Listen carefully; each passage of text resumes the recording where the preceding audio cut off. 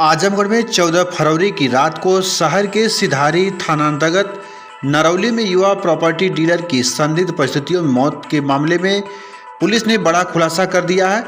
Valentine day पर अपनी प्रेमिका से जबरदस्ती मिलने के चक्कर में युवा प्रॉपर्टी डीलर ने आत्महत्या कर ली थी। आजमगढ़ के एसपी अनुराग आर्य ने खुलासा करते हुए क्या कुछ बताया, ये सुनते हैं।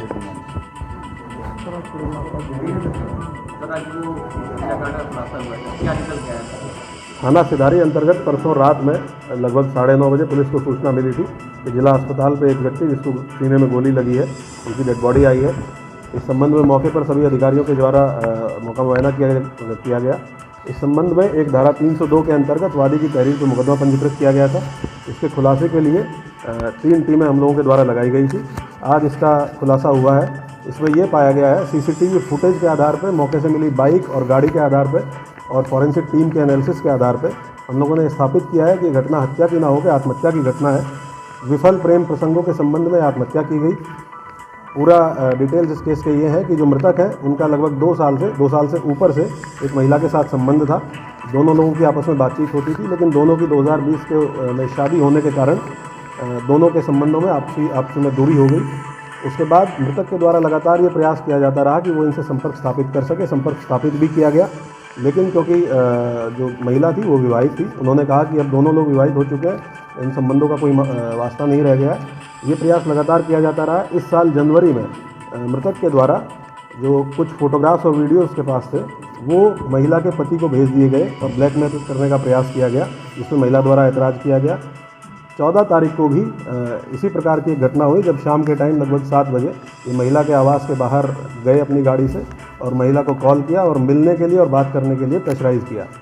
जब महिला के नंबर पे बात नहीं हो पाई तो महिला के बहन के नंबर पे कॉल करके वार्ता की गई और सीसीटीवी फुटेज में साफ आया है कि उसके घर के पास में एक अवैध असलाह से गाड़ी से बाहर हाथ निकाल के हवाई फायर किया गया ताकि प्रेशराइज़ किया जा सके बात करने के लिए। इसके बाद जब ये संभव नहीं हो पाया, सफल नहीं हो पाया, तो गाड़ी वहाँ से थोड़ी दूरी पे लगा के और मृतक के द्वारा आत्महत्या कर ली गई। जो मृतक के भाई हैं, जो वादी मुकदमा है, और उनके दोस्त राजीव सिंह, इन दोनों लोगों के द्वारा मौके पे पहुंचना प्रमाणित है। सीसीटीवी फुटेज हमारे पास उसका है। जिस बाइक से गए वो बाइक भी पुलिस के द्वारा बरामद कर ली गई है और मौके से गाड़ी में खुद चलाते हुए दोनों लोगों के द्वारा हॉस्पिटल गाड़ी को ले जाना और हॉस्पिटल में डेड बॉडी को रखना, ये दोनों चीज़ें प्रमाणित हुई हैं। इसके साथ साथ जो तमंचा आत्महत्या में इस्तेमाल किया गया था, सीने में गोली मारने के लिए जो तमंचा इस्तेमाल किया गया था, वो भी पुलिस के द्वारा राजीव सिंह के पास से बरामद कर लिया गया है।